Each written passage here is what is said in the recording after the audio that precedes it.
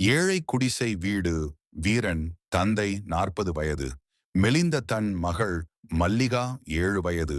அருகில் அமர்ந்து கவலையுடன் நெற்றியைத் தொடுகிறார். மகள் வலியால் முனகுகிறாள். வீரன் தனக்குள், பணம் இல்லையே, என்ன செய்வேன்? என் மகளை எப்படியாவது காப்பாற்ற வேண்டுமே.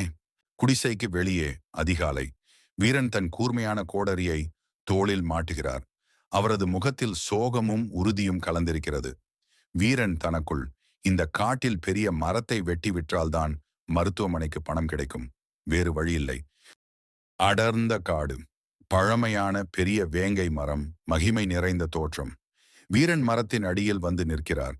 ஒரு கணம் தயங்குகிறார். பின் கோடரியை மரத்தின் தண்டை நோக்கி ஓங்குகிறார். கோடரி மரத்தை தாக்கும் முன் திடீரென மரத்தின் இலைகள் அனைத்தும் அசைந்து ஆழமான ஒரு குரல் ஒலிக்கிறது. மரம் மென்மையான குரலில் பேசுகிறது. மரம், நீ என்னை முழுவதுமாக வெட்டினால் ஒரு முறைக்கு மட்டுமே பணம் கிடைக்கும். உனக்கு நிரந்தர தீர்வு சொல்கிறேன். மரம் தன் கிளையிலுள்ள சில பச்சை இலைகளை சுட்டி காட்டுகிறது. மரம், என் இலைகளை மட்டும் பறித்துக் கொண்டு போ. இதுவே உன் மகளுக்கு சிறந்த மருந்து. வீரன் அதிர்ச்சியில் கோடரியை கீழே போடுகிறார். பயமும் ஆச்சரியமும் கலந்த பார்வையில் மரத்தை பார்க்கிறார். வீரன் நம்பிக்கையுடன் மரத்தின் காலடியில் விழுந்து வணங்குகிறார்.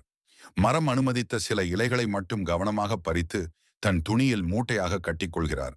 கோடரியை அங்கேயே போட்டுவிட்டு வேகமாக வீடு திரும்புகிறார்.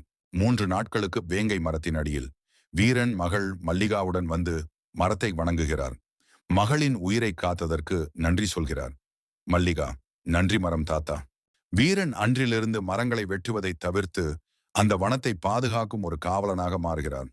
இது போன்ற வீடியோக்களை பார்க்க சப்ஸ்கிரைப் செய்யுங்கள். நன்றி.